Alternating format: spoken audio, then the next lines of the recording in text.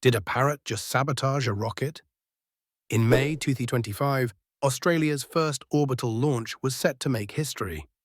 But moments before liftoff, systems failed, engineers found chewed wiring, and security footage revealed the culprit, a lone cockatoo, methodically ripping cables from the launch pad.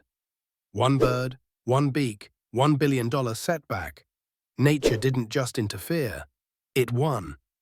In the battle of bird versus rocket, never underestimate the wildlife.